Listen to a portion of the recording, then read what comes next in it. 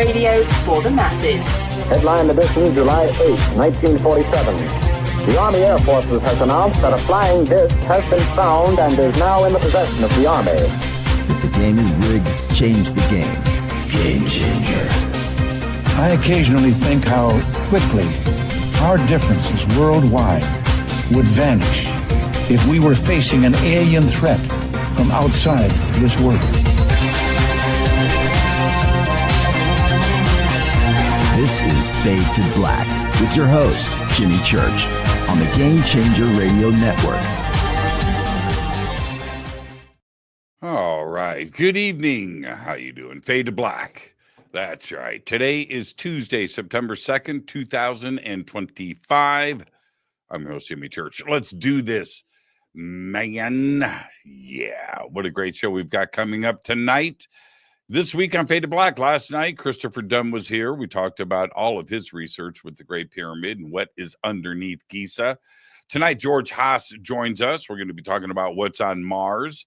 Tomorrow night, big show. All of the shows this week are big. But tomorrow night, best-selling author Rebecca Pittman joins us.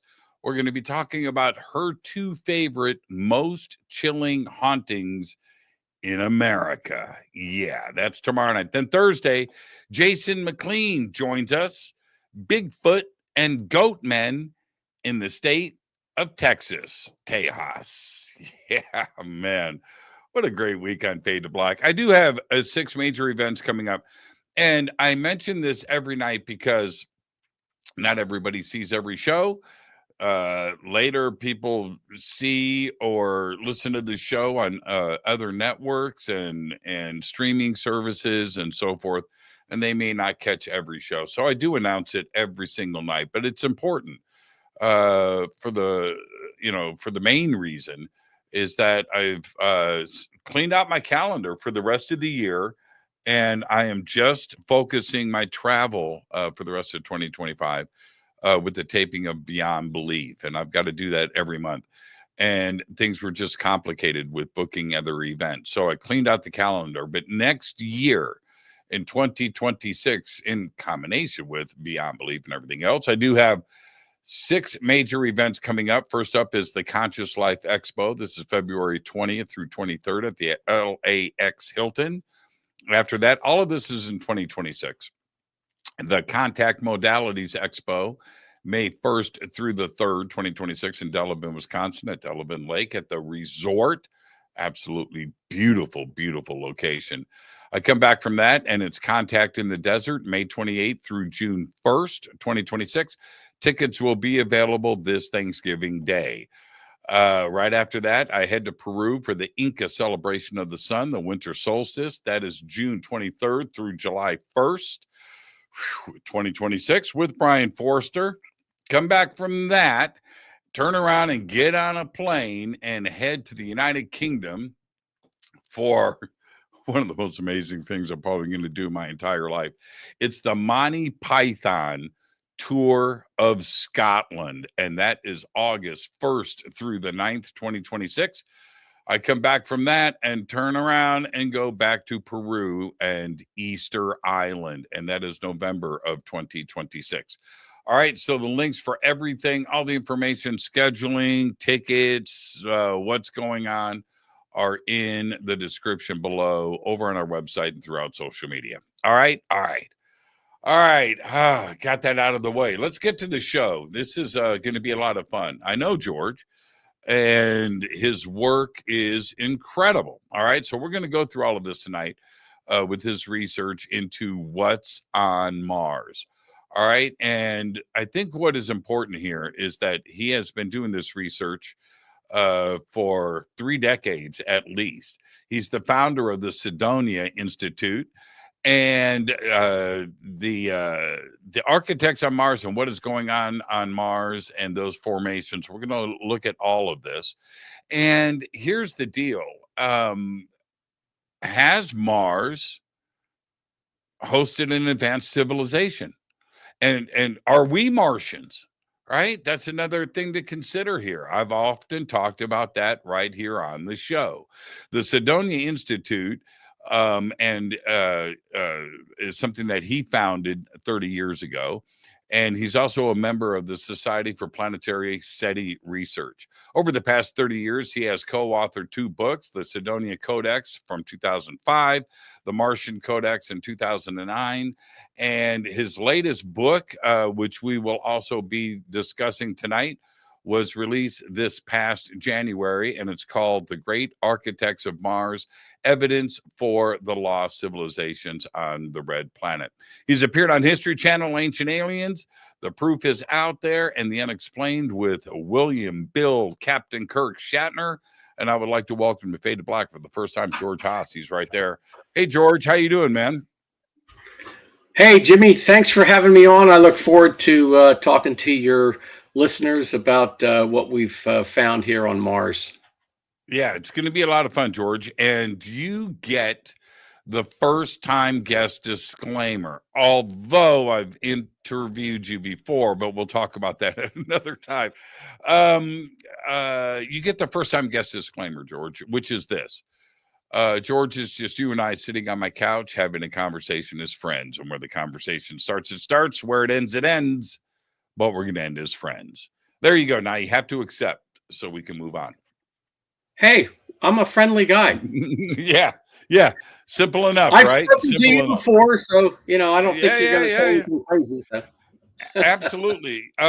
Your research is quite extensive. And not only your research, but you've got a network of other researchers, and you guys and gals are all working together, and this volume of knowledge is extensive. But I've got to ask the basic question here to introduce you into the audience.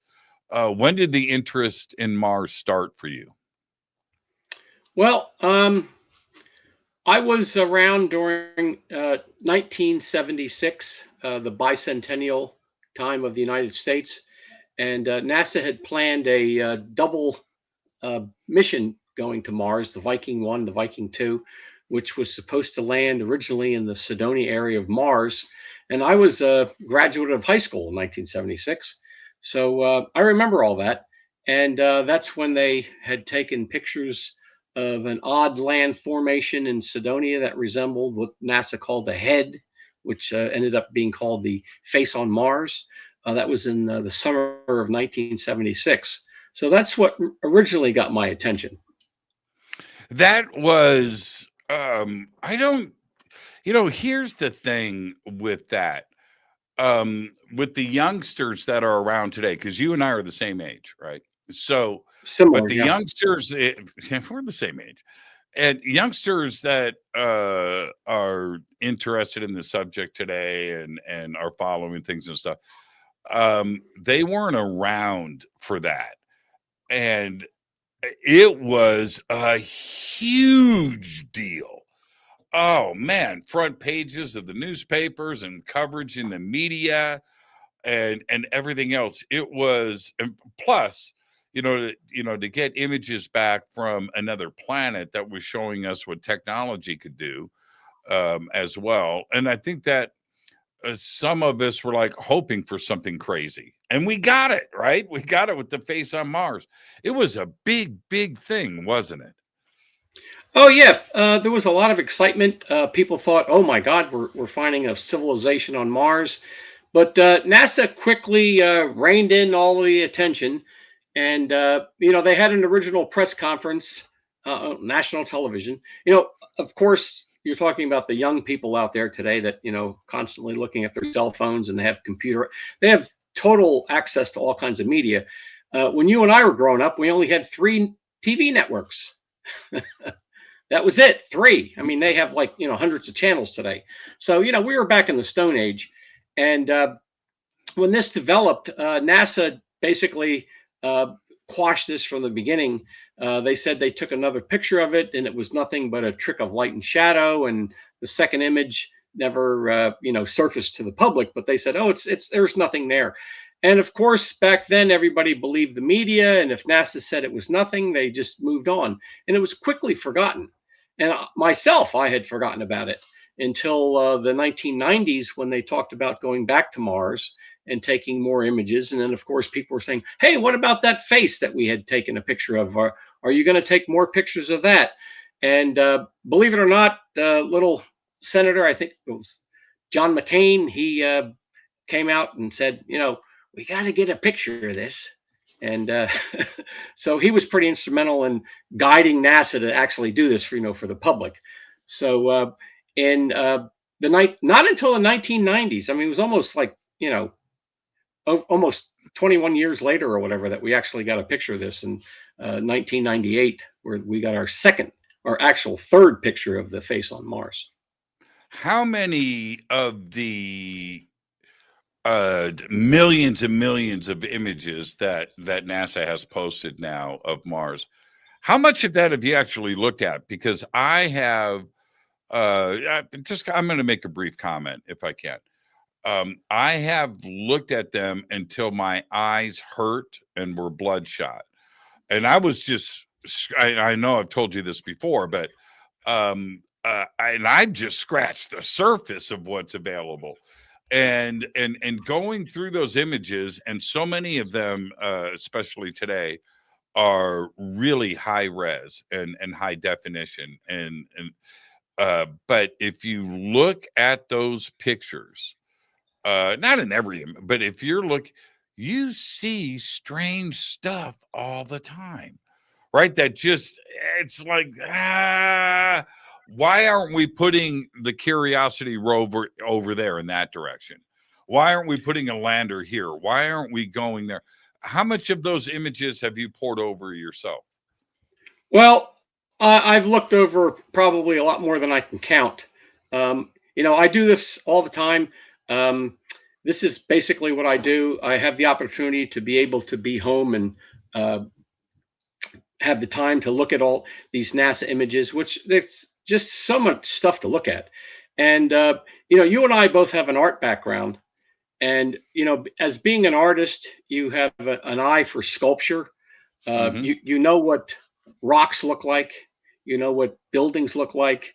You don't have to be an archaeologist to know that you're looking at some type of geometric structures on the surface. So after doing this for so many years, it's pretty, I'm not going to say easy, but I'm able to distinguish between, natural formations. You look at a lot of strips of NASA, they take these long, narrow strips of these areas, and you'll look at a strip and it's like everything's rocks. There's nothing here. This is all, basic, Martian geology.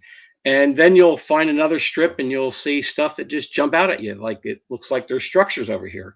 And the closer you look, you get some, confirmation of other images, because they tend to take numerous images of these same areas all the time, over and over and over again.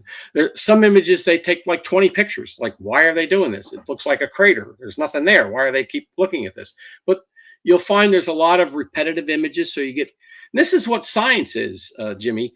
You're allowed to, you see one image, you find something that interesting, it looks like a structure, you're able to find 3 or 4 images at different times of day, different times of the year, different lighting conditions, and you're able to, do an analysis yourself, with all these NASA images. So it's pretty interesting, and it's very time consuming. Oh yeah, for like sure. Going down the rabbit hole. Yeah, for sure. I've always made the comparison of, if I was broken down in the desert, right? I live in the desert here in Southern California. I live in the Mojave Desert. And if I'm stuck and I have to walk, right, I'm going to look for something in the distance that's not natural, and I'm going to walk towards it. The first thing that I see, right, that's my target. All right, that's not, I need to get there before I die, right? Okay. It's the same thing, and you'll find something like that, hopefully. And it's the same thing with Mars. When I look at those images, I can see stuff off in the distance that's not natural that I would walk to. You know what I mean? And that I get the same vibration off of Mars that I do right here on planet Earth. Is that how you analyze photographs? Do you look for stuff that is not natural and then and apply it that way? Yeah, like I said, looking at these for over 30 years, at this point, I'm able to distinguish between, what are natural geological formations on Mars. And at this point, looking at these strips, the artificial structures just jump out at me. We're looking at geometry, things that are very symmetrical. And normally when you find these things, there's other structures in the same area that look like that. So these things just jump out at me. And the more I do the investigation, looking at other images under different lighting conditions, it just verifies what I'm looking at. And it's like, I'm sure NASA is well aware of these things. They're taking the pictures, and you would think they would be aware of what these structures are and where they're at. And, I've been doing this for a long time, and I've accumulated a whole archive of structures. I have enough images, Jimmy, to probably do 5 more books. You do. You do, for sure. For sure. We're on our way to Mars, finally. I thought it was going to happen when you and I were kids. It seemed like we were getting close, and then we got that taken from us. But it looks like we're eventually going to get there pretty soon, sooner than later. What do you think those first humans are going to see when they get to Mars? Or would they, on purpose, land somewhere where there possibly isn't as much stuff? Well, a lot of the most desirable places to land is full of structure. There's structures all over the place. This is one reason, Jimmy, why we don't go to the moon. The moon has all kinds of structures on it also.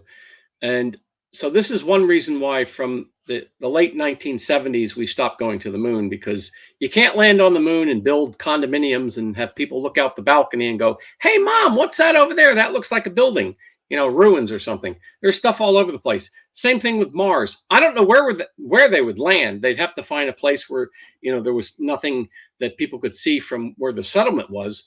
But, Elon Musk, he is determined to go to Mars. He wants to build colonies there. And, we're going to go sooner or later.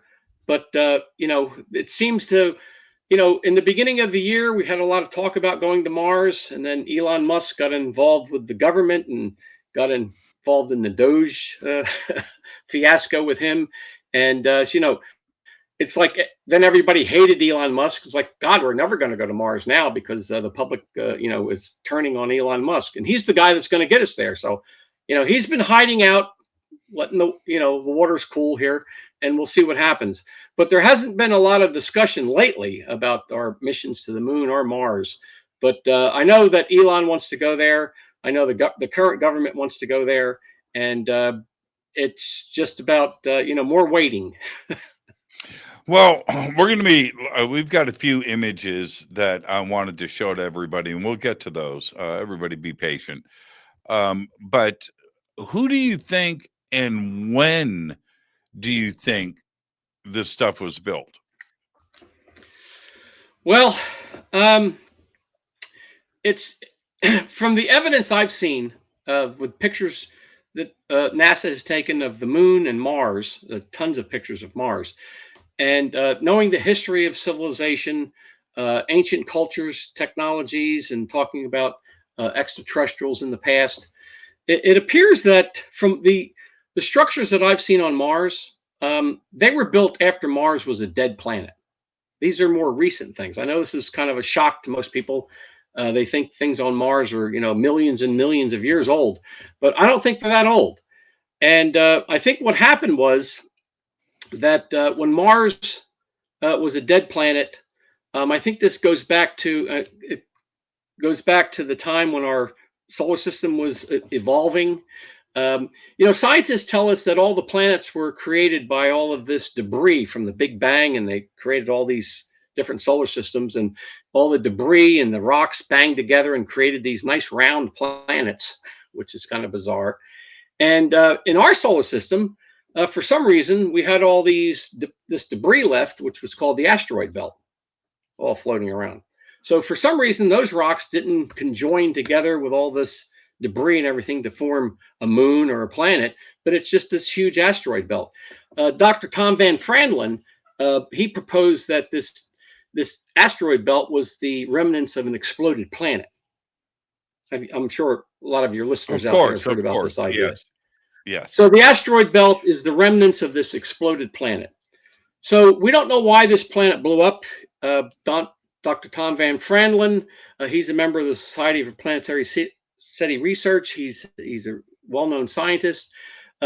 He thinks that either it was an internal problem with this planet at the core that made it blow up, or it could have been blown up by Darth Vader, a star weapon that destroyed the planet. Could have been a war, who knows? So this planet blew up, and when it blew up, it created the asteroid belt, destroyed whatever civilization, because the asteroid belt is between Mars and Jupiter.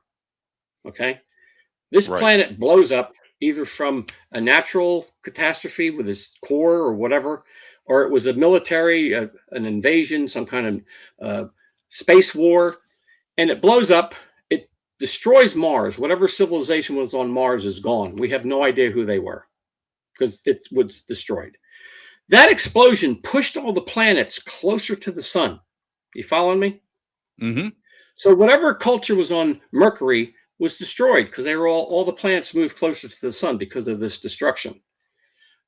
This is what killed all the dinosaurs on the planet Earth 65 million years ago. This thing blows up, all the planets move in.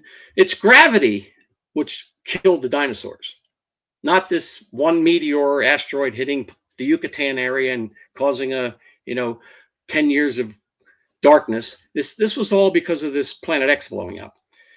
So the dinosaurs all die. Time passes. Earth becomes a paradise as it evolves.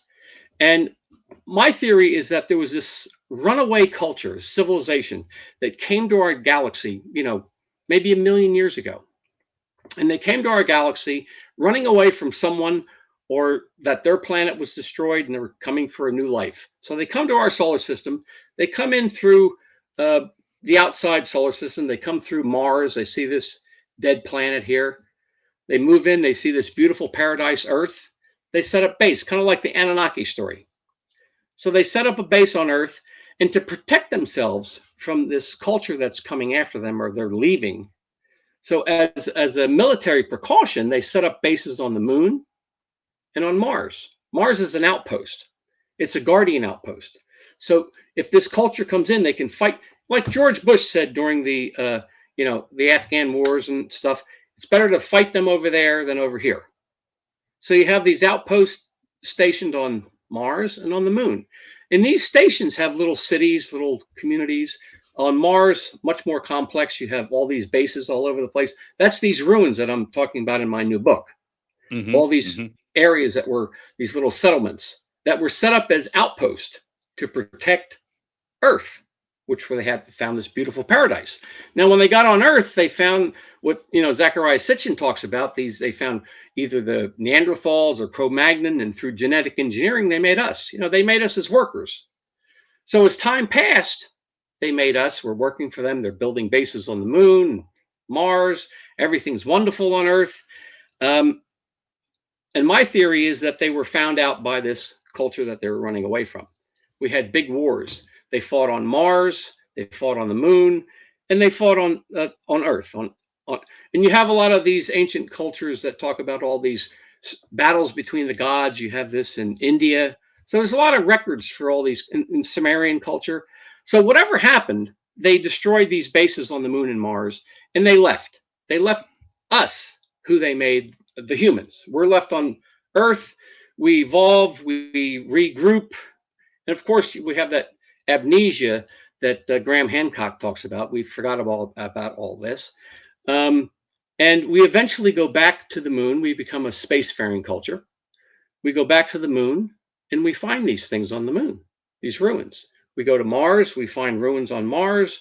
They possibly set up new, because what we're finding on Mars, Jimmy, is it appears to be two different types of ruins. We're finding ruins that appear to be very destructed, very ruined, like the D&M pyramid in the Cydonia area, which looks like part of it was destroyed. And then we're finding a lot of these little settlements, these communities that have a lot of these pristine, almost perfectly left structures. So it's like a different time period. So I'm thinking that as this culture that occupied Earth and left the humans there. We went back out to space, we went to the moon, went to Mars, and we rebuilt. And the second scenario that I'm talking about is that we probably had a similar conflict that the Americans had when we left England and came to America. We had the Civil War. Or not the Civil War, I'm sorry. We had the Revolutionary War, where we said to England, you know, we're not going to listen to you anymore. We're going to have our own culture here. We're going to start our own country. And it might have had a similar thing on Mars, where they were mining all of these types of minerals and things. And they said that, you know, kind of like the movie with the Martian Chronicles, where they decided that, you know, they wanted to have their own planet. So you had more conflict. So after that's all done, we're left with what we have now. We had the Great Flood on the planet Earth, and a lot of this stuff was lost.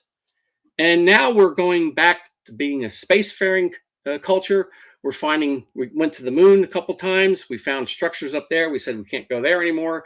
Now we're going to Mars. There's all kinds of evidence of past ruins and structures on Mars. So the governments, I think, around the world, like China, Russia, they're in a big dilemma. They don't want to go to Mars because they're communist countries. They can't go to the moon and say to their people that, oh, we found structures on the moon, because, you know, in a communist culture, the government rules. Nothing's better than the government. You can't say there was a past civilization greater than them. Yeah, so yeah. They don't want to do any space. You might be right on that one. You might be right on that. Wasn't traces of Xenon 129 found on Mars that would indicate an atomic explosion? I mean, Xenon 129 here on Earth, it's around, but we find it mainly after an atomic bomb test or explosion, don't we? And it's been found on Mars, which would indicate a war or something in the past that you're talking about, right? Well, yeah, my whole scenario about this idea about these different cultures and these battles that went on, this is supported by Dr. John Brandenburg's research with NASA discovering large amounts of Xenon 129 in the atmosphere of Mars. They detected this all the way back to the Mariner 9 program, which was before Viking. And it's been detected in all the new missions that they've sent there. And on Earth, there was always very low. You could find Xenon 29, which could be caused from, I mean, I'm not a scientist. So your listeners know I'm an artist, kind of like you. My background's art. I'm not a scientist. I hold no degree. I did all this research just looking at structures and seeing a lot of, pictographic things and stuff like that on Mars. And so NASA had known about this, but when they went to Mars and the Mariner 9 and the Viking, they had these little atmospheric snifters on them that, check out the atmosphere. And they were alarmed by the amount of Xenon 29. And Xenon 29 was basically brought to the forefront when they were doing nuclear tests in the 40s, that anytime you did these tests, this would, increase the readings of Xenon 129. So Brandenburg believes that all these high readings on Mars is an indication that there was some type of nuclear war going on Mars. And so this whole scenario about these structures and these settlements on Mars and these ruins all show, especially this image we're going to show coming up later about the Atlantis Chaos area of Mars, which looks like basically Nagasaki ruins, and everything's just flattened out. That's a mind. Well, let's pull up this image now, since you brought it up, because this is pretty shocking to see. So here it is here, and I'll let you take everybody through this. What are we looking at? What's on the left?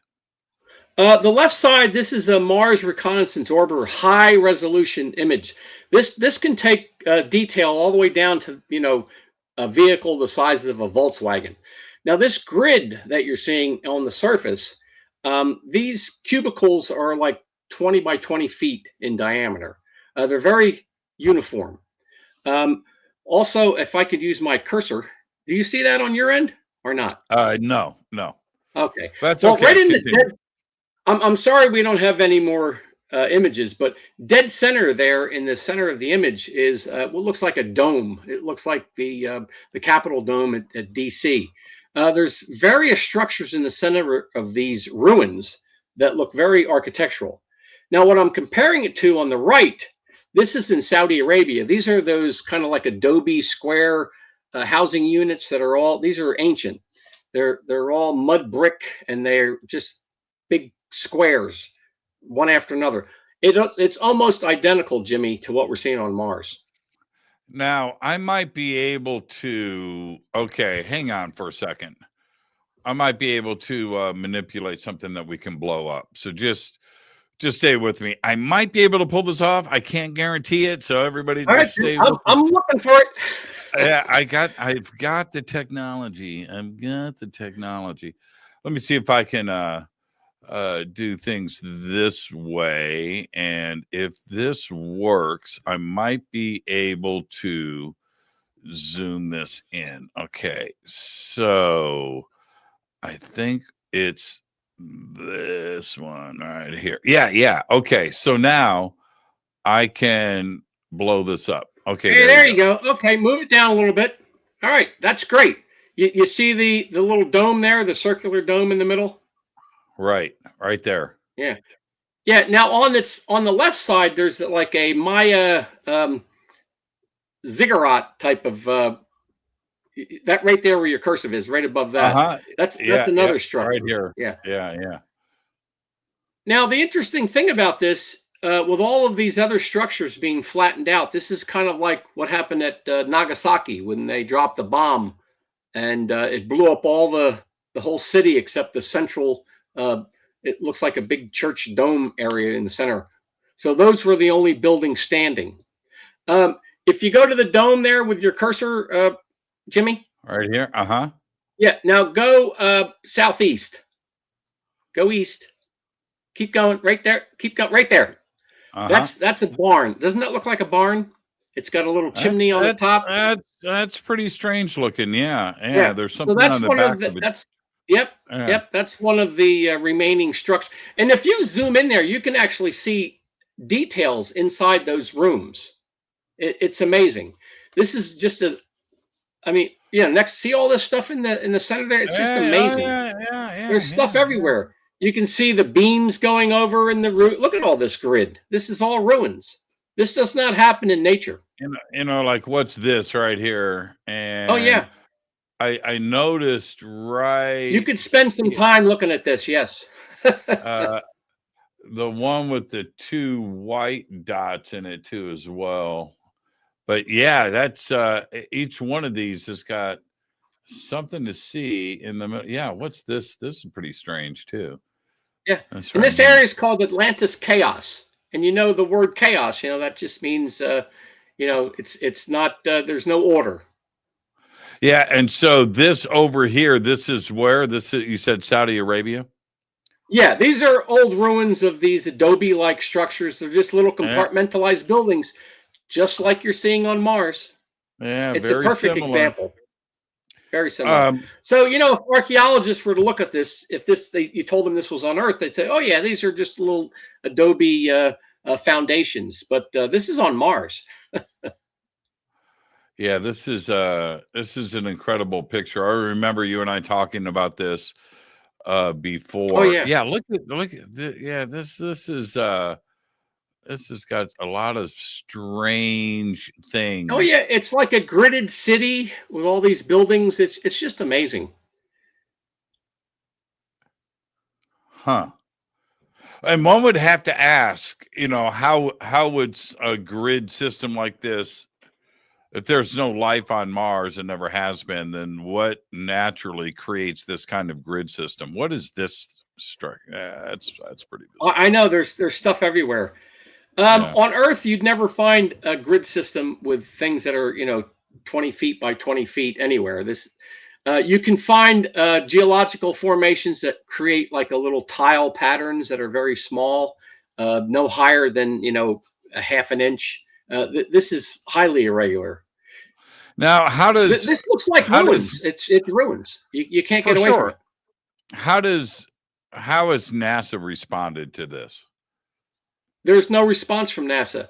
NASA, 99% of the images they release, there's no caption, there's no explanation. It's like a photographer taking pictures, and sticking them in a drawer, never talking about them. That's basically what they do. Occasionally, they'll have one of their scientists come out and try to dismiss, because if they release something that kind of looks interesting, like the Keyhole formation that we'll talk about later, they actually had a scientist come out and try to tell us that this was nothing, worth looking at. What is the size of what we are looking at here? Like I said, most of these compartmentalized areas are all basically the same size. They're 20 by 20 feet. It's the size of a small barn. Okay, so Small house. So what we're looking at here is a quarter-mile It's pretty square big. or something like that. Oh yeah, it's pretty big. It's very large. Huh. Now, if Pretty your fascinating. listeners are interested in getting the book, I go into great detail about all these structures. And right below these the grid city there, I call the Martian Atlantis, because they call it Atlantis Chaos. Right below that, there's 5 more structures that look like destroyed foundations. And right below that's 5 more that are right below that. And they're kind of repeated. I had a friend of mine come into the research that we were doing, and he's been doing image analysis and all kinds of things for years, and he measured all these, and those structures, which I document in the book, they all have a common measurement. They're all the same length, the same width, and it's just repetitive. How could you have just arbitrary structures that look like foundations that have a common measurement? Yeah, it's like when you go to Home Depot. Created by nature. That's the part that no, it wouldn't. It's like when you go to Home Depot, you have 2x4s, you have 4x8s. Everything has a uniform size measurement because that's what you build with. And he was suggesting that this is why everything seems to be the same length and width, and the sides are the same size, is because that's what the master builders would do. Everything would be uniform. When you build a community of homes, they all kind of look alike. They call them cookie cutter homes or whatever. They're all the same size because that's what they're manufacturing. So we're finding the same idea on Mars right below this Atlantis Chaos area with these. There's actually 10 different structures that are in little compartments of 5 each that have this common measurement. It's bizarre. Do you think that there's life on Mars right now? No, I don't. Mars is a dead planet. It's been dead since the asteroid blew up. But it's a great place to build things because there's hardly any wind. There's no weather. It's just desolate. You build this stuff and it lasts forever unless somebody blows it up. So you don't think life went underground? Well, I mean, it's nice to fantasize about life underground, but how do you prove that, Jimmy? I mean, if it's underground, you can't photograph it. You have no evidence. Well, it's nice yeah, I'm not asking if there's photographic proof, but I'm just wondering. I don't think so. Okay, so we've heard. I think they're all dead. Well, we've heard these stories about battles on Mars and secret space programs, and super soldiers going to Mars and fighting, whatever, and that the life there is underground or living in tubes and so forth. I don't know. Anything is possible to me. I'm not saying yes or no because I just don't know. But it's fun to think about. If you're a survivalist and the atmosphere gets blown away up top, maybe you go underground. Now you mentioned Sitchin, and you mentioned Sitchin. Let's go back for a second. Sitchin did wonderful work, and man, he's one person, George, I never interviewed Zachariah, and I've interviewed everybody, and he's one that got away. He's somebody that I wish I would have had the opportunity to not only interview, but just to hang out and pick his brain. But when we consider the Anunnaki and we bring that into the equation, what you're suggesting, it was the Anunnaki that was on Mars, and then whoever was chasing them showed up, and that's what happened. Are we specifically talking about the Anunnaki? Or whoever the Anunnaki were. I mean, that type of scenario, which kind of right. Okay. finds a lot of support with Zecharia Sitchin's talking about the Sumerians and their ancient history. Yeah. It makes sense because they talk about having outposts on Mars. They also use the moon as a launching pad. They'd go from Earth to the moon, and then they'd use their spaceships to go from the moon to Mars.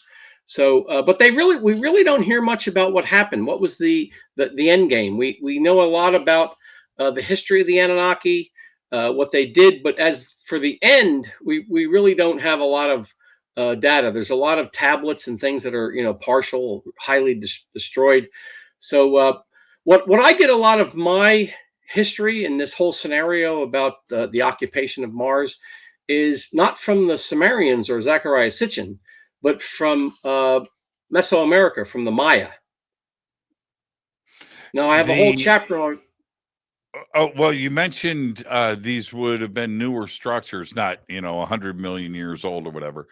And Zechariah's timeline, which matches up to just archaeology and anthropology here about Homo sapien appearing here on Earth between 200,000 and 300,000 years ago. So that would indicate a timeline for building on Mars around that time and before, right? So that kind of lines up too with what you're suggesting. Yeah, well, Dr. Brandenburg talks about this Xenon 129 being about 1 million years ago. And the Maya talk about, this is archaeologists dictating this. This is not George Haas. They talk about what they call a Maya Star War, which happened between the city of Tikal, Cozumel, those kind of cities around there with Naranjo. And they had all this conflict going on with what they called Sixth Earth Place, which was Mars. And that was about 1 million years ago. So you have Brandenburg talking about 1 million years ago, the Maya about 1 million years ago. And a second conflict that the Maya talk about with this Star War with Mars was about 22,000 years ago. So that gives you these two different time frames, which I was alluding to earlier about this idea that this culture came here, built the culture, and then later on there was a conflict, so there was another battle. So Mars has been the victim of a lot of war. Of course, it's the god of war, Mars, Ares. So it's pretty interesting. Yeah, Brandenburg reached out to me last week. I've had him on the show before. He's great, and he's got some new stuff. So I'm gonna get him back on the show. So not that I don't want you to speak for him, but what's the timeline for the Xenon 129? Does he present a timeline for that when that possibly? Are they able to put a timeline on those detonations? Well, he talks about a few different time scenarios, but one of them is about 1 million years ago. Right. That's what I remember.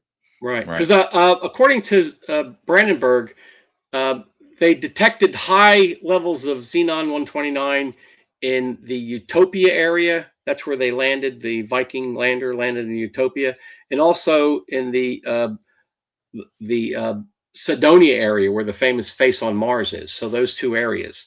So he thinks there's no evidence on the ground that they had any major explosions, but these were above ground explosions, which would account for what we see at Atlantis Chaos. It looks like Nagasaki, where an explosion above the ground went off, blew up all of the surrounding structures except the three that we see in the middle. That one that looks like a Maya pyramid that goes up, the step pyramid. You have the dome in the middle and that barn-looking things. Those three are the only ones standing, but everything else is just flattened out. All the roofs are just blown off. Yeah, it does remind you of those photographs from Japan in World War II, doesn't it? Sure. Some things, some structures were standing and some most weren't. And who made that decision, right, about what was going to stand and what was not. What do you think of? We're going to be up against a break, so in 15 minutes. So this next 15 minutes, I want to spend some time on Cydonia itself. Today, what is your take on the face? Well, the face on Mars is highly misunderstood. We don't have time here to discuss what's really going on with the face on Mars is a very complex thing. NASA has constantly said that the face on Mars is not a human face. It's not.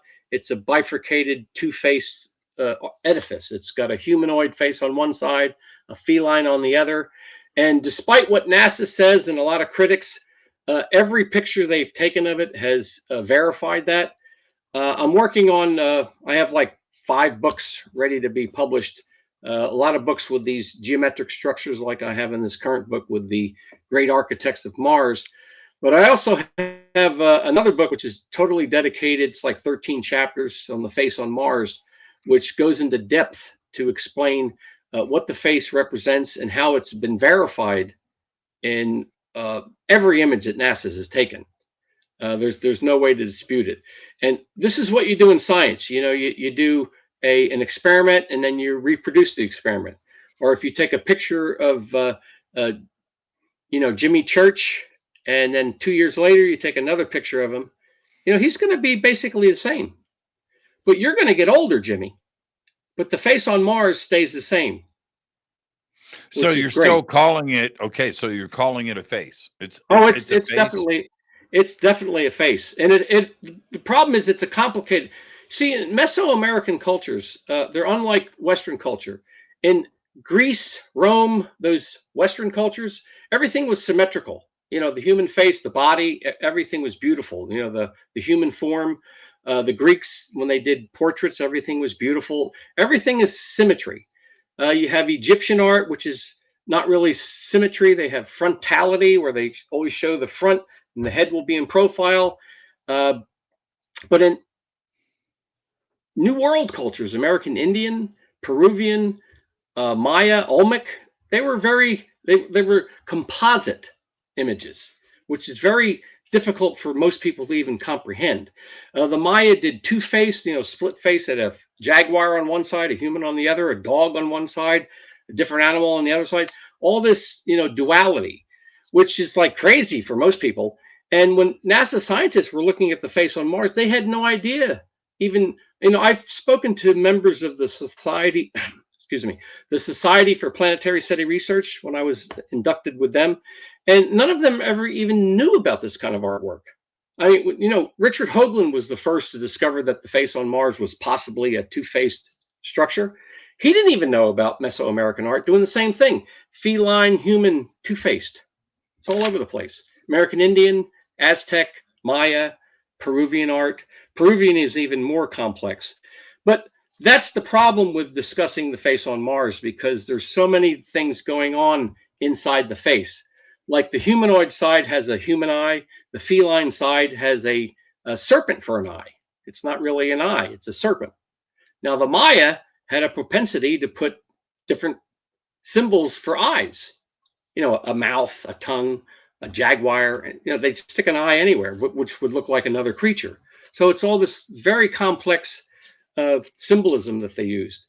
The feline side is a bearded jaguar. They don't have lions in Mesoamerica, New World. So why would you have a feline? But they have what they call the bearded jaguar. Now, this jaguar side on the face on Mars is an open-winged bat. I mean, you sound like you're probably looking at me like I'm crazy right now, but yeah, you sound batshit crazy. But right, you're not crazy, George. You're not crazy. I am more woo than explain you. All this. Well, it's just before bizarre. Before we go there, are you suggesting a Mayan Martian connection? Oh, most definitely. That's where the whole, Mayan Star Wars, everything we're finding, Jimmy, on Mars has a Mesoamerican iconography. It's amazing. Right from the parrot that we'll show later, that's right out of Mesoamerican mythology. That's the principal bird deity. The face on Mars, Mesoamerican design. Everything we're finding, the structures, and this is a weird thing about the structures we're finding on Mars. It's not Roman structures that we're looking at. Most people think, we're going to go to a planet and find, you've seen this on Star Trek. They go to another planet. There's like this Romanesque type sculptures. It's the best part. Yeah, I'm hoping for that shit. That's not what we're finding. There's no Roman buildings on Mars. They all look like they came right out of Mesoamerica. I remember that episode of Star Trek in the original series. Yeah, you remember that? And they had the Greek outfits and the columns, and yeah, it was a great episode. What about the other structures around the face on Mars, the pyramids and the geometry that is involved there? What do you make of that? Is that imagination, or are we looking at something that's artificial, not natural? Well, Hoagland and some of his early researchers that he was working with, they all found all of this, 19.5 alignments and everything. Right. It's very scientific to look at that, to find alignments, but your general public, when you start showing them alignments and things, their eyes start to quiver and they don't know what you're talking about. It's a lot easier just to show them structure. Now, the D&M pyramid, which is below the face on Mars, that has a lot of geometry. It's a five-sided pentagonal formation. That got a lot of attention early on. And again, when they took more, recent pictures of it, kind of like diminished because it has these high resolution. It's in really bad shape because I think it was probably hit with a missile or something at one point because two of the sides are just blown up. Yeah, I always felt the five-sided pyramid theory was a stretch for me. I squint my eyes. I use my imagination. I want it to be what it's being suggested. That was a bit of a stretch. The geometry part. Oh, by the way, that episode was called "Who Mourns for Atlantis" or Adonis. Who mourns for Adonis? Star Trek. Yeah, I've got the absolute best moderators here. They keep me looking sharp. See, you know what I could have done? I could have not posted that and just read it and acted like I was some Trekkie genius. You wouldn't do that. You wouldn't do that. No. I give credit where credit's due. But the geometry part, Hoagland, and I'm going to be kind here because Hoagland did some really, really good research. And what I liked about Hoagland's original research was his ability to just see things and think outside of the box and just put a theory out there. Some of the later stuff, the 5 Mile crystal towers and okay. But the original research with the geometry and the 19.5, I don't know about the 19.5 being accurate because of the parallax and what's involved with the images. But the geometry does repeat though, whatever that angle may be. And I thought that research was pretty exciting that Hoagland laid out there. I don't know what the structures are, but the geometry part of it was very, very compelling to me. Yeah, that was one of his great assets there. But if the listeners out there decide to take a look at my book, you'll find that there's so much more evidence beyond Cydonia and the face on Mars and the D&M pyramid. Like the face on Mars, which is just so complicated, you can't do it in a sound bite. The D&M pyramid's very similar. It might have been a nice, pristine 5-pointed pyramid at one time, but it has a lot of damage, and it's a pentagonal formation. Interestingly, you hear things about as above, so below, where things are repeated on Mars that we're doing here on Earth. Our Pentagon was also destroyed on one side. So that might be a little, repeating history there. Yeah. And what I was referring to for me when it comes to that specific pyramid, when you have a 5-sided pyramid a 5-sided claim of something like that, I want something a little more definitive. That doesn't mean that it's not definitive. Now I've got this is one of the images for me that I've always felt. Let me pull this up. I have to slap this in your folder, so just stay with me here. All right, everybody.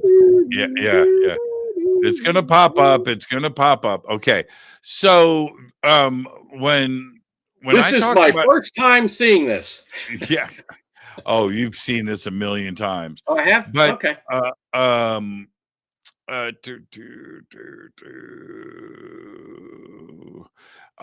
what for me? Okay, now why didn't that? Interesting. Okay, hold on for a second. For some reason, this didn't save. Well, while we're waiting, I'll entertain your listeners with an interesting story. Yeah, You were go ahead. talking about Star Trek with that, the Romanesque type structures in that one episode. Mm-hmm. Well, if I was shocked myself because I remember watching Lost in Space as a child. Probably the best episodes of Lost in Space were the first season, which they were all in black and white before they went color. Right. Well, in one of the episodes, when they land on this planet in the beginning of the season, the first season, they go and they wander into this cave and they find all of these Sumerian type sculptures, which I was kind of like shocked at. What the heck is that about? Yeah, right. Have you ever seen that one? I have. Yeah, that's pretty bizarre. I'm looking. Speaking about like Zechariah Sitchin and stuff, and here they're finding all these Sumerian tablets and sculptures. Well, it's kind of weird. With researchers like you and I in this audience and stuff, we're so acclimated. I've got a very smart audience, right? And we have access to so much stuff now, where I am watching a movie or a TV series, old or new, it doesn't matter. But I pick up on stuff all the time now. And I hear stuff, that's written into the screenplay, which tells me a couple of things. That the screenwriters and the producers that are doing the writing and the creation of this stuff listen to this show, right? You know what I mean? They're watching Ancient Aliens. They've read Zechariah. They've checked your stuff out. And they have a pretty solid foundation on what is here. And I catch it all the time now. And I really dig it. All right. So here's the image. You ready? I'm ready. There it is right there. Oh, Cydonia. Right. Yeah. All right. So there's the 5-sided pyramid right there. Right. Yeah, it's pretty interesting. And so that's what I'm talking about here when we look at Cydonia and we look at this specific image. I think that's where this just looks planned to me. This doesn't look natural. It doesn't. I would have liked the 5-sided pyramid to be more 5-sided. And you are, the same, I should say, on the sides. But you're right, though. One of the two of the sides are completely collapsed. Right. And with the newer high-res images, you can see where whatever it is has collapsed and fallen down. But this looks planned to me. This just looks it just doesn't look right. Yeah, well, and there's also such a diversity in the shapes that just normally. I'm not a geologist. I have to keep reminding the audience I'm an artist. But looking at aerial photographs of formations and, places out in the Midwest and America, desolate areas, all of the formations are very similar. They're all eroded and it's the same kind of structure. Nothing's got any straight lines because everything's so weathered. But there's so many diverse types of shapes. It's just that. Without even looking at the face or the D&M, it's just these are weird looking things. Why, especially what they call the bastion there. That how do you have a flat top thing like that out in the middle of nowhere, right next to that? What's I think Parlato called that thing on the right the keyhole. Yes, which has nothing to do with the other key. Because it kind of looks like they're totally opposite structures. Just zooming in on those, it's like how do you, as a geologist, explain having a flat top structure next to that other thing that's all erratic and got high points and low points and weird? It's just strange. Yeah, when we look at any of the images that have been put out there of this area, they all look the same. It's not like that. The Bastion area looks just like it does in other images from NASA next to the Keyhole. The five-sided pyramid has always looked like a starfish to me. You know, that Yeah, kind that's what a of lot of shape. people called it. Yes. Oh, do they really? Oh, Yeah, that was I've always. A lot of the original researchers said it looked like a starfish. Yeah, I've always felt that too as well. But we don't know until we get there, you know, and that's we're going to take a break right here. But let me ask you this: why is it? It's like the most frustrating thing there is. Why is it that NASA just won't go where the action is? This is so frustrating. You know, I don't get it. Go where the snow and ice is. If you say there's snow and ice and water, right? Frozen water on Mars, land there. You know what? It doesn't make any sense. Go to Cydonia, land, put a rover there. The crater that Perseverance is in right now, and the Gale crater, and Yes. and Curiosity, which Curiosity was supposed to last for what, 3 months, then 6 months, and now it's, you know, it's going on what, 25 years. Yeah. They're doing very well. They were very well made. Yes, they're doing good. Yep, absolutely. But why don't we go where the action is? Isn't that frustrating? Well, everything about NASA can be frustrating. You know, the current mission, it's the little rover's going around, it's grinding and it's taking samples and it's putting them in little capsules and then dropping them on the ground, leaving them for a future mission to come collect them. It's like, who came up with this idea? When I first saw this mission, I was like, what? I can't say who or what. I would almost show you on my phone the email that I got today from NASA. But too many people will zoom in but anyway, I got an invitation to go to NASA JPL and get a tour. They're going to allow me to ask questions and walk around and point. So the invitation just came in today. So I'm going to do it. It's going to be soon. And I promised NASA that I wouldn't embarrass anybody. I'm not out to do that. But it just came in today. That's great. Don't drink any of the beverages. Yeah. It's right up the road. You know, it's right here. But I'm pretty excited about that. I have been a little reticent to do it over the years, only because this community, how do I say? I need to play both sides of the fence. All right.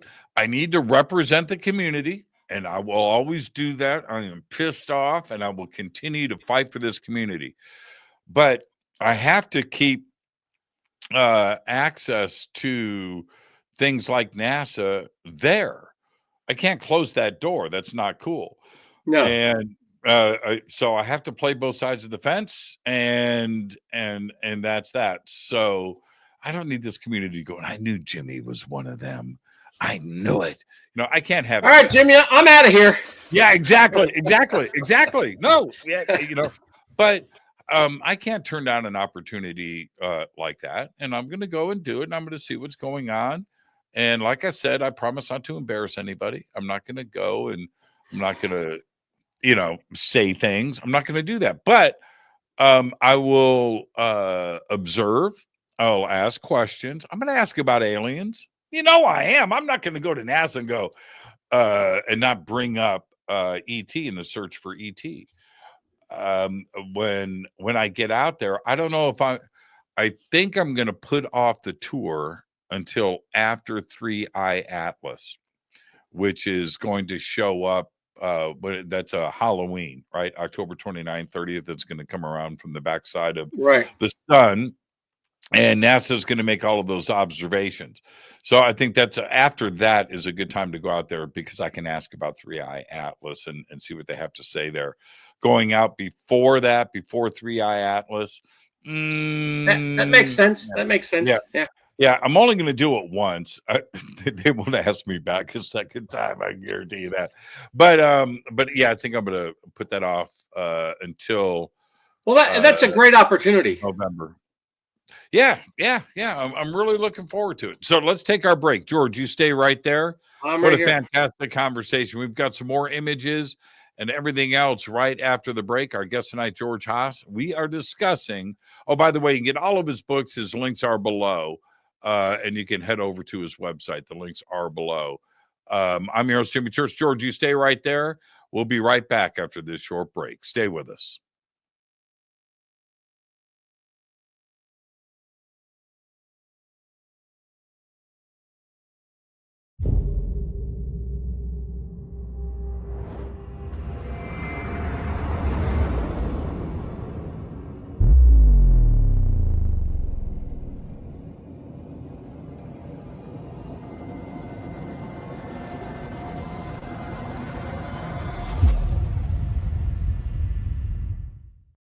Subscribe to our YouTube channel to get your alerts and access to over 2,000 videos. Click that subscribe button right now.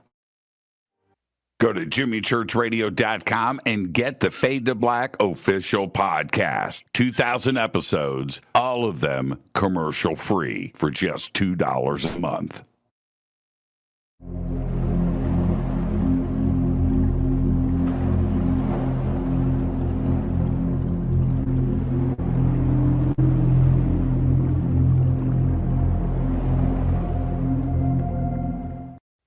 Watch Into the Vortex on Gaia TV. It's Fade to Black for the screen. Simple to do. Go to Gaia.com, search Jimmy Church, or click on the link below.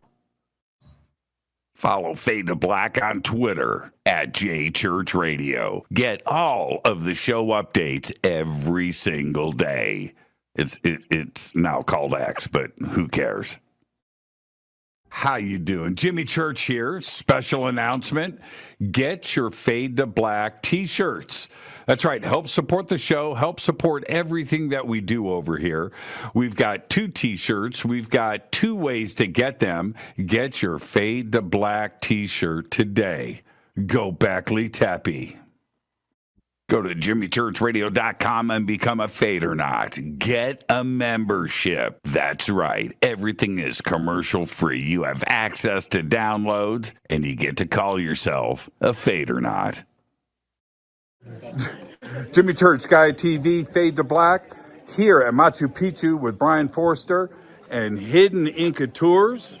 Amazing tour so far, Brian, but we're here to announce what we're going to do next year in 2026. What's going on? Okay, November 2026, we're going to have our major tour of Peru and Bolivia, either a pre or post tour of Paracas and Nazca on the coast.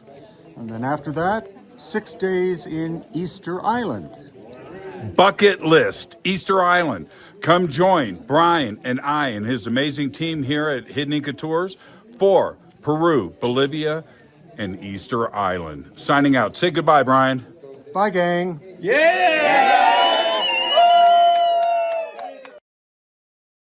River Moon Coffee, makers of the Fade to Black blend. Truly the best coffee on planet Earth. Just visit rivermoonwellness.com or their Amazon store. It's all simple to do. You can check out the Fade to Black blend, the Game Changer blend, or any of their Black Moon Wellness products. It's the only coffee I drink.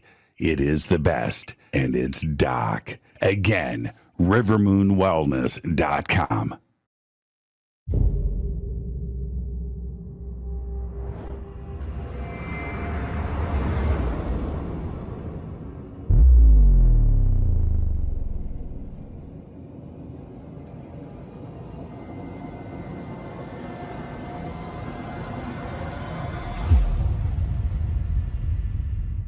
Welcome back, Fade to Black. I am your host, Jimmy Church. Tonight, George Haas is here, and we are discussing what is on Mars. Now, he's got 3 books out. His newest one is called The Great Architects of Mars. And it's a great book, and I have gone through it. The links for everything are below, and go and check it out. He presents a really good case for what is going on up there. We've got some more images too as well to go over. I have a meteorite right here, right? I've got a few, but I keep this one here in the studio right here. And one of the things that I like to discuss, George, is the ideas of panspermia. But the reasons for that is what we have found on Bennu and the amino acids that make up and the proteins that make up RNA and DNA have been collected. It's amazing. And you brought this up earlier, that we have the technology to do that, right? To go out to an asteroid, collect stuff and bring it back. I don't know when we're going to get the stuff back from Mars. They're talking about 20, 30 years before we go out and collect it and bring that stuff back. But we have, I believe, I think that we have already collected evidence of life on Mars, and NASA clearly knows that, not only through meteorite samples that are here on Earth, but what has been detected on Mars. And we have done pretty extensive experiments on the surface of Mars that suggest that. And every time, I just want your opinion on this, every time that conversation pops up, they found something, then it's immediately poo-pooed and reversed. Wouldn't NASA benefit from life on Mars? And their budget would go through the roof, and it seems like it should be the opposite instead of them fighting it, don't you think?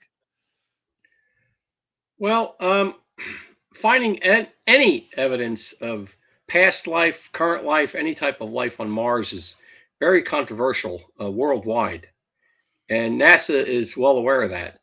And even if they come out next week and say they found microbial life on Mars, the detractors will say, well, we've sent so many rovers there. Russia had missions, they crashed. Who knows how we've contaminated the planet? Of course, we're going to find microbial life because we've contaminated the planet. So no matter what they do, it's going to be, like you said, poo-pooed. So it'll be immediately said that we've done it. We put it there.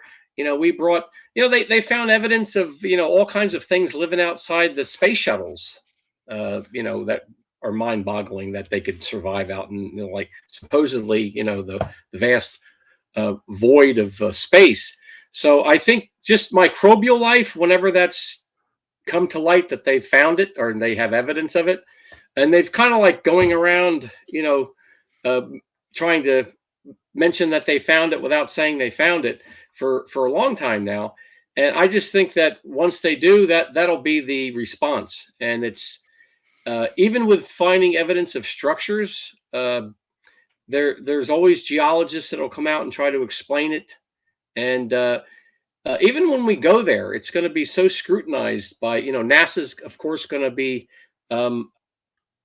supervising any type of, even when Elon Musk goes there, he's not going to pick up a sculpture and say, hey, look, we got it right here. Nobody's going to be allowed to do that because that's all part of the plan. They'll let him go to Mars, but he's got to follow their rules and regulations.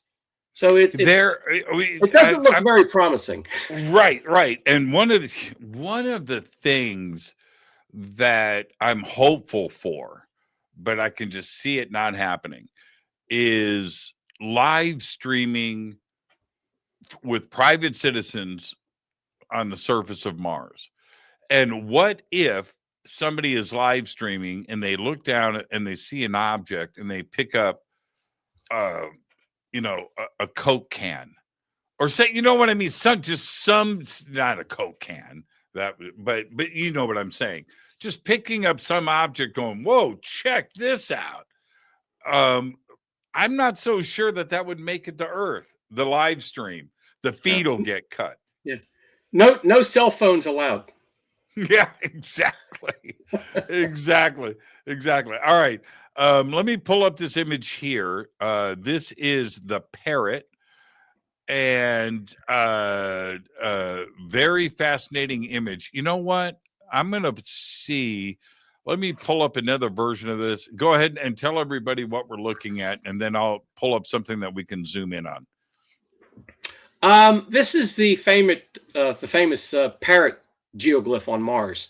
This is in the RG Basin area of Mars, which is directly below Cydonia. If you look at one of those flattened maps of Mars, so this is basically right below Cydonia. And this parrot, from the beak to the tail, is about a mile long. This is huge. Okay, I'm pulling up now something bigger. I've seen. Well, I thought I sent you a couple of these, didn't I? No. What? That's yeah. I'm going to pull up this other image now. But you have in your book, you've got this outlined with the image of the parrot outlined, and it's a little bit easier to look at. But looking at this, we have, and I'll be able to put my pointer on it. So let me do this. This will just happen really, really fast, and then we'll pull up what it is for you that makes this a parrot. So I've got it here, and there it is. Okay, so now I can zoom in. Okay, so go ahead and take me through this now for everybody. This is the head of the parrot here. Right. If you go on the left side, the western side, that's the head with the beak. There's the mandible. It's got the top beak, the bottom jaw. You can actually see a tongue formation inside. There's here. the eye, that little dark spot up the top there. It's kind of like a lazy eye. And that highlighted white area, that's the part of the neck. And then it goes into this large mound in the center, which is the body, which is kind of like serrated on the bottom. Below the body, that white area, that's the leg joint that goes down with some claws. That's all silt underneath that all that gray area there. So part of the toes are covered with silt. So now a group of 3 to 4 or 5 veterinarians have looked at this, Jimmy, and they found 22 points of anatomical correctness. Now, if you look at people want to talk about this is just like looking at clouds. You're seeing things in nature and rocks, Pareidolia. When you look at formations like that, they have no more than 3 or 4 points of anatomical correctness. Usually it's a silhouette. You might see an eye, a nose shape, or chin. That's about it. It might look vaguely like a profile of a face. This has 22 points of anatomical correctness, which goes, all through the body, the neck, the eye, the jaw, the legs. It's got two claws, one at the top. The parrot, basically, if you zoom out again, the parrot's basically, this is a dead parrot, as Monty Python would say. I think you were doing some work with Monty Python coming up. This is what they'd call, this is a dead parrot. What you got is the parrot, he's on the ground, he's got his wing up. Those little linear things at the top, those are feather frets, they call. And there's a lot of detail in the feathers above that. His wing is above him, like this, and his one claw, I guess it's like this. Beyond that mound area, there's another foot that's up in the air. So he's dead. He's laying on the ground. And if you go back to his beak, if you could, Jimmy. Sorry, I didn't get you any more images of this, but this is all, and bring that down. That linear thing there, that's a dart. You see the dart sticking out of the beak? That right there. That goes all the way down into the beak. So we have a dart sticking out of its beak, a feathered type of dart. Now, Bill and I, William Saunders, he was my co-author with my first 2 books. We worked on this. We did 2 science papers that were published in science journals about this parrot. And the first paper we did was in, I think, 2011. And with the earlier images, we were able to assess 18 points of anatomical correctness. We now have this beautiful Mars global or Mars reconnaissance orbiter image showing, and we're able to verify 22 points. And these were all verified by various veterinarians. So we sent these images out so they could all verify this. We also had William Saunders, who's a geomorphologist, and a friend of ours, Michael Dale, who's a geologist. He looked at these. They all verified these points of anatomical correctness in this formation. And we spoke earlier about a lot of the things we're finding on Mars that seem to be connected to Mesoamerica. What we're thinking is this is the principal bird deity of the Maya, right out of the Maya Popol Vuh, which is the Maya book of creation, basically. And in the Maya creation story, you had the hero twins, and we also had this character called the principal bird deity. Now, the principal bird deity was a parrot or a macaw. He also has a celestial name. He's called Seven Macaw, which is he's represented in the heavens by the 7 stars of the Big Dipper. Okay. Now, in the mythology story, Seven Macaw, or the principal bird deity, this parrot macaw, he steals the sun during the creation mythology story, and he takes it away and hides it and puts it in the box. And the hero twins are sent out to find the parrot and retrieve the sun, to get the sun back. And they find him up at the top of the world tree. Now, the world tree in the Maya mythology is very important. It's at the center of the earth. It's this big tree. So we had the principal bird deity sitting at the top of the tree. So the hero twins, the 2 brothers, they see him and they get their blow darts out and they shoot him and they hit him in the cheek or the jaw, and they kill him and he falls down to earth dead. And we think this image here represents this pictograph, this geological formation, is a image of the principal bird deity when he was shot down from the world tree. Now, and I'm going to move my cursor over. So this is the front top part of the beak. This is the lower part of the beak. Yep. This is the tongue in the middle. This is the dart. Correct. You can see the eye. And when we back out, that's the belly. Correct. That's a wing. This is a wing, and that's the There's leg. The tail feathers in the back. Yeah, the tail feathers all the way back here. And then that's the lower leg there in the dust and debris. Yeah, and so when you look at George's comparison and work that he's done in the book with this, it's pretty convincing. It's the proportions of everything and how they line up. That's the part for me that's very fascinating. But then you have the people that are going to go, okay, that's Pareidolia, and this is evidence of that. Okay, that's always a good argument, and I'll tell you why, not in this case, but I'll tell you why it's a good argument. When we are born, the first thing that we do is we look at our mother's face, maybe our dad's, but it's usually the mom's. And your DNA is starting programming at that point. Your brain is programming at that point to recognize the human face and pick it out anywhere. Okay, that's it. And so that is just part of who we are as humans. So to look into nature, if you're looking into the forest and you're looking through the trees and you see something that looks like a face, of course you are going to see that because that's part of our programming. So, yeah, is Pareidolia evident in nature? And do we? Yes, it's part of what we do.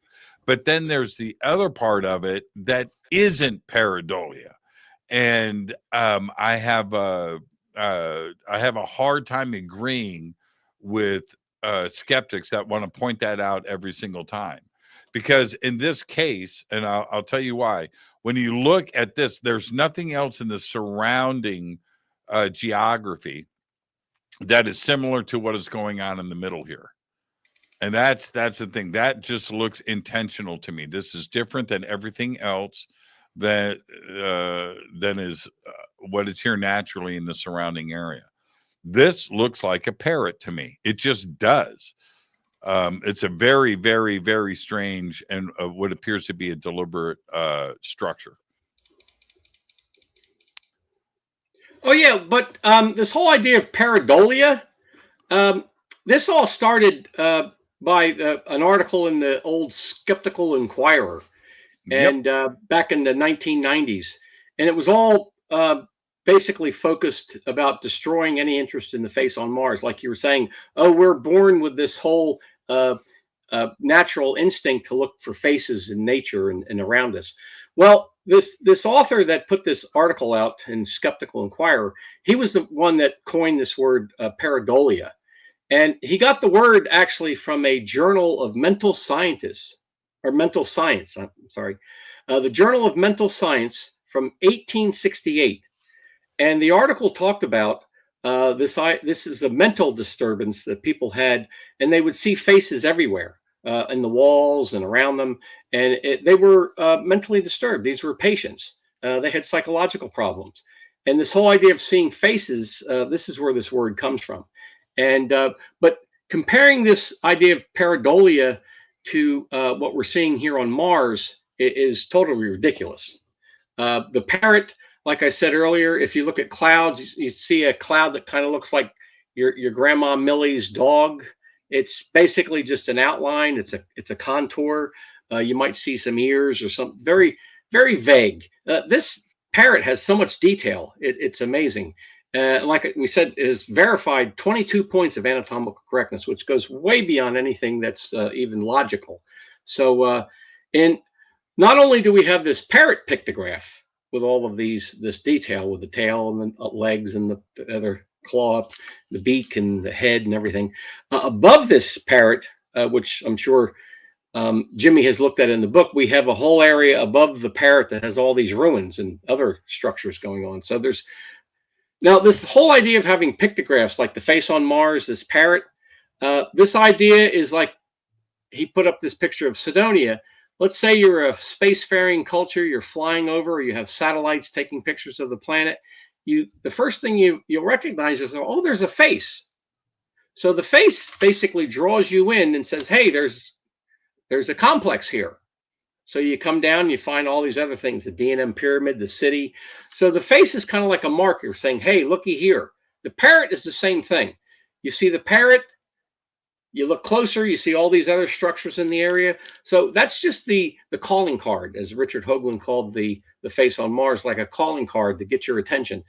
And what we talk about in the book is all these other structures and these little complexes around the planet all have the same idea. A lot of times they'll use a pictographic formation to get your attention and say, this is where the city is. And they were kind of like markers that the culture that was living there, that's what they used to identify where they were. It reminds me so much of the intention behind Nazca. You know, it's very similar for me.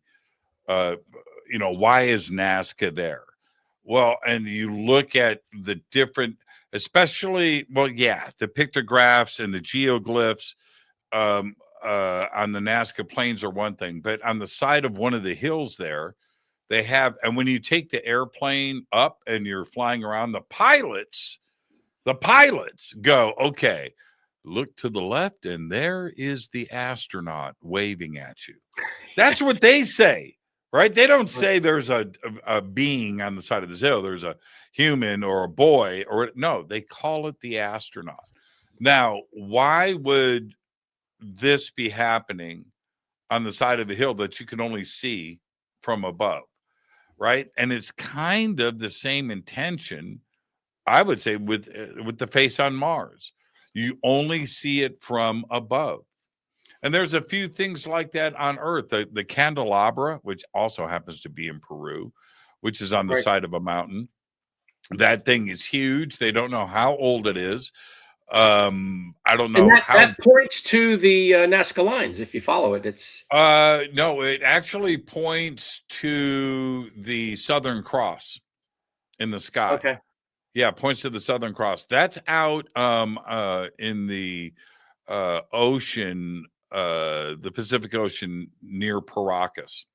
So you have to head out on a boat. But when you do, and you come around the peninsula there, and this is very Paracas, it's desert, it's crazy. Paracas itself is a little seaside fishing community. It's beautiful. But outside of Paracas, man, you know what? And I'm going to tell you this.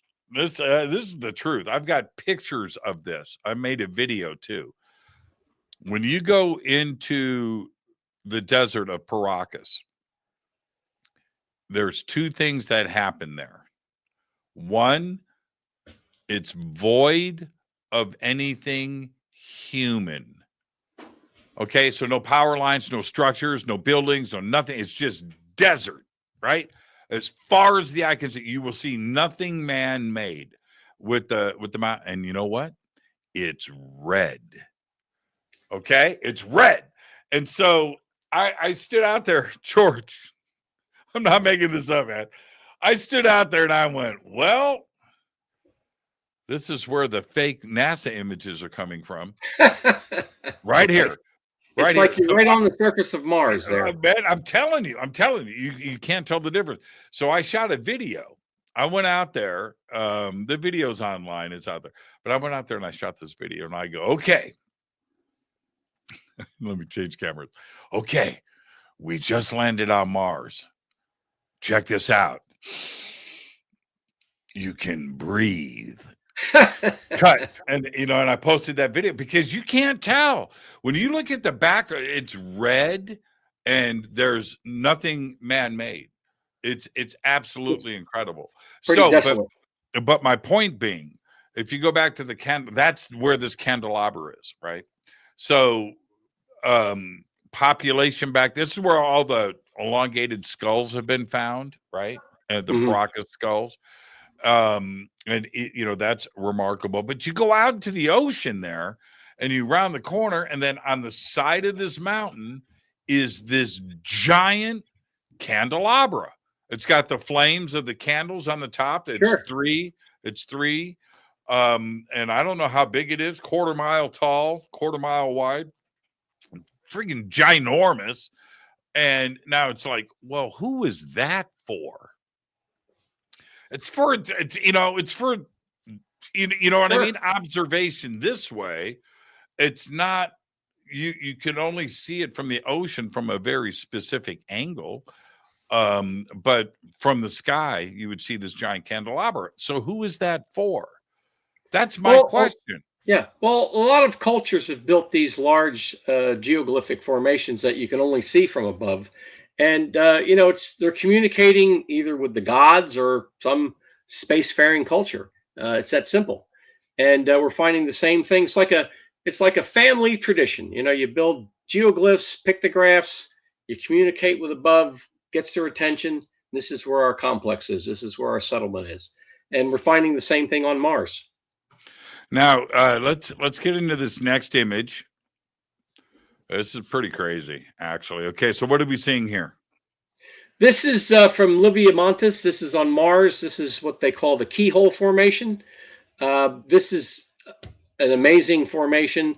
It's got exquisite geometry. This was found by a colleague of mine, Greg Orm. He's a member of the Society for Planetary SETI Research.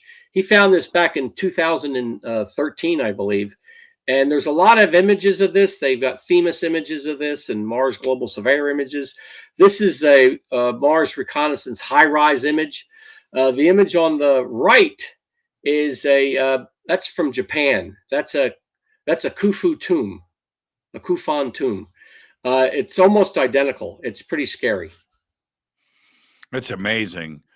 And looking at the craters and the formations on Mars on the left, it's also quite large, isn't it?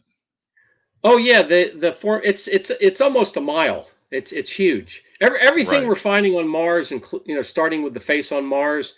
The face on Mars is like 1.5 miles from the top of the head to the chin. The Parrot is 1 mile across. Everything's big on Mars. Less gravity, you could build big stuff. What how I know that the atmosphere has been blown away. All right. At one point, there was an atmosphere. We know that. Now it's considered a dead planet, and the core's not moving, and everything that we have here is because our planet is active and moving. So we have all of that. Mars is void of that. But how much atmosphere is there, and how easy would it be for us to build another atmosphere and get oxygen going again, and nitrogen and everything else that we would need? Again, I'm not a scientist. I wouldn't even begin to suggest how we could do that. But these structures that we're finding here on Mars, like this keyhole and all of these structures, I believe these were arcologies. These were structures that's where the culture was living inside of these things. They didn't need to breathe. They had apparatuses or whatever. And keep in mind, these were built as outposts. This was like they were gatekeepers. They were out there to protect. The first couple chapters of the book, I have a lot of these star-shaped formations that are like star forts, like we have here on Earth, which are very militaristic. They're defensive. So we're finding a lot of defensive type structures on Mars. So that's what these were used for. You don't have to have an atmosphere, because these were built as defensive complexes to protect the planet. Earth. No, I totally get that. It's just, for that to be a goal, for people talking about that, I often wonder, nature doing that on its own takes a very long time. And we're talking about, planning on, and so many are, well, it's easier than you think, right? I'm not so fast. I'm not so sure. And there was also, I'm trying to think, I think it was the movie with Val Kilmer. I could be wrong, but this has been postulated a lot out there, that around your ankle, if you're standing on Mars, around your ankle, there is breathable oxygen in that, that 4-inch layer off the surface of Mars. Now, would you lay down? Well, you probably could lay down and survive if you ran out of oxygen, but it also suggests to me that there is oxygen there for us to have access to, that is all over the planet, which is what a previous civilization may have done, right? Sure. I'm sure there's all types of technologies that you can get the oxygen out of the atmosphere or create your own oxygen. I don't know how that would be done. I'd rather walk around in a spacesuit, than I'd feel a little bit more secure. Surviving on ankle height oxygen is pretty tough. Well, you could suck it up, though. See, you suck it up with a vacuum cleaner. Or if that's the case, what would be in the subsurface? If the oxygen is collecting there in the surface of Mars, then what are in the lava tubes? Is there more oxygen there? That's my question. Oh, and also, if there's snow, if there's ice, then there's all kinds of oxygen. Again, why isn't NASA doing just that? Is it water ice, or is it dry ice? You got me, brother. No, I'm saying I know NASA's not giving us any answers here. Well, I know there's evidence that there's water under the surface. 3 or 4 inches down, there's supposed to be water in a lot of areas. You see images of these mounds that have they call them seeps, very dark, watery areas of the mounds that seem to be dripping with water coming out of the surface. That basically different levels of the terrain. So there's a lot of liquid water on the planet. We don't know how long it's going to survive outside the ground, but I'm sure when we go there, we're going to be able to access all of that, produce our own oxygen. I don't know if they're going to be able to do some type of greenhouse effect. There's a lot of talk about they'd be able to do that to Mars, but well, I'd like them to go there to look at the face and the Parrot and the Atlantis Chaos area. Take a look at the Keyhole. This stuff would give us a lot more. There's probably all kinds of technology inside these arcologies. There would have to be something surviving. Sure, the libraries, who knows? Yeah, the Atlantis Chaos area, that is just why we don't put a probe down in the middle of that. We had the little helicopter. What was that thing called? I can't even remember. I'm sure it's still flying. Right, the little helicopter that was flying. Yeah. And that's also a bizarre thing. To have the helicopter work, you got to have some type of. I'm not a scientist, but you'd have to have some kind of atmosphere to keep that thing going. I mean, you can't just have a helicopter going in a vacuum. And I know you remember this, it was probably about 5 years ago, maybe 6, where these images were published from NASA showing apparent seepage of something liquid appearing on Mars and draining down, and the moisture was there. And they had before and after, and then after, right? So before, nothing there, it's present, and then now it's gone again. And in some of those cases, it was happening during the Martian night, right? All right. Well, I think those were they were showing the seasonal seepage, which in the summer, warmer climate, you'd see the seepage, and then in the colder, you wouldn't see it. So I think those were more seasonal. Yeah. Yeah. But there's seepages everywhere. There's so many pictures and examples of that. I'll say it one more time.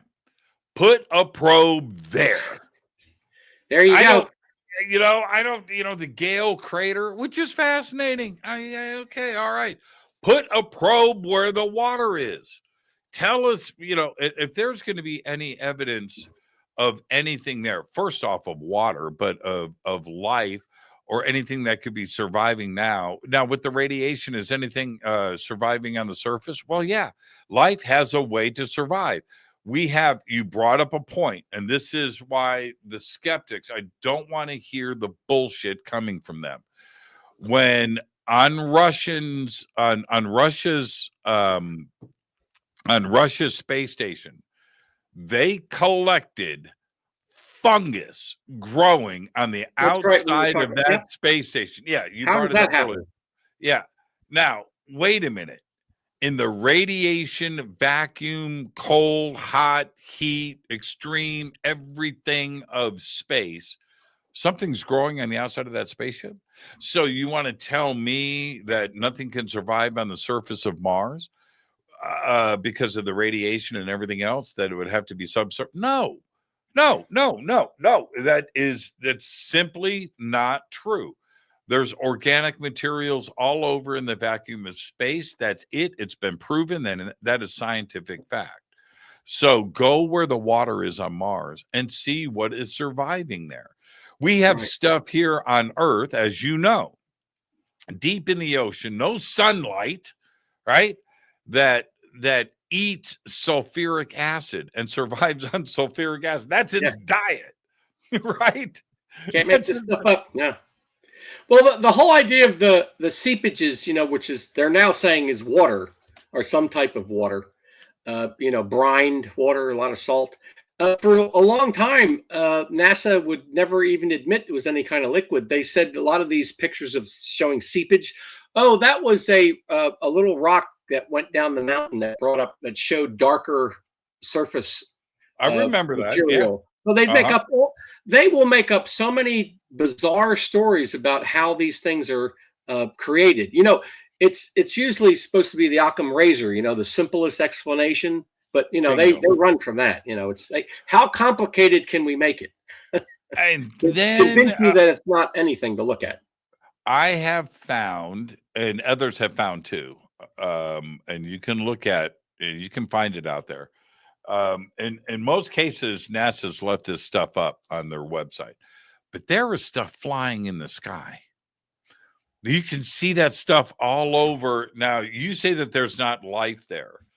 Okay, there may not be, but somebody is flying stuff in the atmosphere there, whether it's ET with a probe, Russia, us, or whatever. But there have been UFOs, I'm going to say UFO, unidentified flying objects, in the skies of Mars, where there shouldn't be anything in the skies. Yeah, I have seen some of those, and there are a few that are convincing, because a lot of times when the rover, and these are pictures I think you're talking about where that were copied from the rover in the distance. You see these little things flying around. Some of them may be specs on the camera. I'll give them that. But there's a few that I've seen where because the camera goes around and it takes pictures, from where it was. So you get to see if there's this rock that looks like a rock, you get to see like 5 different angles of the rock. So with these pictures of these orbs that you're seeing, there's a couple of those that show as the camera's moving on, you can still see it. And it's not, because if it was on the left side of the camera and then you're seeing the rock over here, it would be it's actually right where it was supposed to be. It's in the same position. Yeah. Right. Yeah. But it may be a little further because it's moving, but it's not a speck on and then you don't see that on the lens when it's taking more pictures. So it looks more like there's something in the sky that looks like it's some type of orb flying around, as opposed to just a particle on there. I've also seen very strange lights in the background on the surface of Mars, beams of light. It could be, I would love it to be something that's, lighting itself. That would be self-illuminating. But it also could be something metallic that's reflecting sunlight, which is also very, very interesting. But right. We don't, here on Earth, if you're walking around in a place void of human stuff, you're not going to, you don't see the sun reflecting off of natural things like that. It's going to be something human made that's reflecting it. Whatever it is, could be something small, something big, but it's going to be something shiny that's manufactured that's reflecting light. And I've seen multiple images like that on Mars, which would indicate something artificial that's sitting out there that's reflecting sunlight, or maybe self-illuminated. Well, that's the other thing with a lot of these aerial photographs of the surface of Mars. A lot of these so-called mounds that look like, pyramidal formations, they're very reflective. They're very bright, like the angles are very highly reflective. And if it was just a regular rock, I don't understand how you'd have this high albedo going on. So there's a lot of things on the surface that appear to be, they're not rocks. They may be metallic. That same problem we have with the face on Mars, that it may not be just a regular geological formation that's carved. It may be metal, because it's very reflective, which is also a strange. Before we wrap the show, I want to go back to this image for a couple of reasons. How these white lines that are here, actually, let me see if I don't have it up. These white lines on the left, everybody, is Mars. On the right is Saudi Arabia, just showing the similarities between the two. But on the left, Atlantis Chaos. How much photography has NASA done on this area? Unfortunately, this is one picture, but this is a Mars reconnaissance high resolution image. This is as best as it gets. This is like I said, you can focus and zoom down on something the size of a Volkswagen. So this is really great resolution. We only have the one image of this. That's it. But like I said, this is a high resolution image. So, what you see is what you get here. Yeah, I'm looking. Oh man, that is crazy. It would be really nice if they said, "Oh, this is interesting. Let's go take another high resolution image, so we can verify." Because right. in science you want to verify, but we can't verify anything here because this is all we got. We got one image. I'm looking at the original surveyor image here. Wow, that's crazy. It's on a plateau. That's pretty nuts. Wow. Oh, you're accessing the original image here? Yeah. Which is 60 kilometers.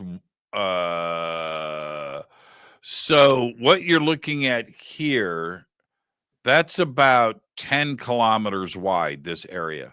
I'm looking at a 60 kilometer wide image of the entire plateau. And then down in the lower, I'm going to say the southwest, if it's north and south, right? But the the lower southwest area is where this image is. I'm looking at it here. That's pretty nuts, man. It is what it is. It is what it is. And below this, that's where those other foundations are that we talked about. They're in the book. The other little areas that show 5 mounds, and then below that are another 5 that have the common measurements and stuff. So this whole area, you not only have this gridded complex here of the Atlantis Chaos, as we call it, but below that there's even more structures. So it's really mind-boggling. Yeah, there appears to be a second area. Yeah, I agree with that. Hold on for a second. I might be able to actually pull this up. I'm sorry I didn't send you more images early, but oh, that's fine. That's fine. We've got so much to do here. But there's one way you can see these other images is to get the book. Yeah, get the book. I just wanted to see the original reconnaissance image. It's right there. You can see it. And I saw it on Wikipedia. So I went right there to the NASA reconnaissance page. Yeah, that's pretty incredible, man. I provide the links and addresses to all the images in the book, so the listeners, the viewers out there can go check all this stuff out. Now, I'm going to pull this down, and I'm going to bust out this one more time because what I'm wondering about here is the white line portion of this. Do I have it up? Oh, it's not there yet. Hang on, hold on. It's right here. Okay, so in the white line image, are those roads, or do you think those are walls? It feels those are all walls, Jimmy. That's all walls. You see the shadows. Yeah. Yeah. Okay. It's just like the Saudi Arabia. They're built one next to the other, which is a very ancient type of idea. Look at this right here. Look at that. It goes up and across. Oh yeah. And right below that you see they have the peaks of the roofs. They're like triangles just below that. Look at this right here. I know. You could spend hours looking at this. It's just mind-boggling. And then there's all debris inside some of the rooms. You know, there's all kinds of crap. You know, the roofs caved in. It's just a mess. Yeah, just to the south. This is on let me back this up. So you see the plateau kind of kidney shaped, and the area that we're looking at here is like right here. But right below the edge of the plateau, there's a whole nother complex right below that. I'm going to go and take a look at that. That's pretty it looks very similar. Very similar. Do you have JPEG 2000? Because you need that to look at this, because it's pretty small. You have to zoom in. I have everything. Okay. I have everything. So you can do it, man. Well, you know, that's the other thing. They have these high resolution images, and your average public, you know, you got to download the JPEG 2000 to be able to download. They're huge files. Huge. Yeah. Huge. So your average person, it's like you got to make an investment to get into the. You can download all the stuff free, but it takes up a lot of space in your computer, and it's a lot of work to figure out how to maneuver in this whole realm here with looking at these images. So it's not user friendly. So what's next for you, George? And where can everybody reach out to you? Well, the listeners out there, people viewing your paper too as well. We can talk about that another time. I'm the Cydonia Institute. You can go on the internet and just type in the Cydonia Institute. We have a website. I'm also on Facebook. I do a lot of posts on there. If you go, just look up George J. Haas on Facebook. Send me a friend request. I'd love to have everybody that's listening come on, take a look at what I'm talking about. I've been on Ancient Aliens and all those programs on television. I have like 7 science papers published. We did 2 on the Parrot, the The Keyhole formation was a science paper we had published in various science journals. Jimmy's just talking about the new the square-shaped formation. It got a lot of attention in the beginning of the year from Joe Rogan, talking about that square-shaped structure on Mars. We just had a paper published in the Journal of Astrobiology, co-authored with my good friend, a geomorphologist, William Saunders, and we also have Robert Schoch, who everybody knows from the Sphinx investigation with showing all the water erosion. So Robert Schoch's part of the paper. We're like walking on air, having him being a co-author. So that's getting a lot of press and a lot of recognition with people reading it. So if you look out there, just look up the square or go to my Facebook. We have links to the paper. The paper's free to read. All of our science papers can be downloaded for free. You don't have to go out and invest in buying the journals. If you go to the Cydonia Institute, we have the journals page, science paper page. You can download and take a look at all these papers we're doing. Your work is just so good, and just thank you for your contributions, and I really appreciate it. I'm here to support you, and you know that we've got some other stuff that will be hitting the media here very soon with George and I, and I'll keep everybody posted on that when that happens. But George, thank you so much, and I look forward to our next conversation, man. This was great. Thanks a lot. Thanks for having me, Jimmy. All the best, George. Behave and be well. Thank you so much. Thanks. George Haas, everybody. And yes, it is the Cydonia Institute.com. We've got the links up. Thank you for that, Bill. The links are now up in the chat, but we've also got it on our website and in the description box below and on all of our social media. So there you go. Great show tonight. Great conversation. What do you think? I mean, there's something going on. There's something there to be discovered. And we truly, all of the probes and things and rovers and all of that, that's great. We need boots on the ground. That's what we need for Mars. I want to remind everybody, tomorrow night, best-selling author Rebecca Pittman is here, and she is going to discuss and she's published 20 books on hauntings in America. Tomorrow, we're going to discuss her 2 favorite hauntings in America. All of that tomorrow night with Rebecca Pittman.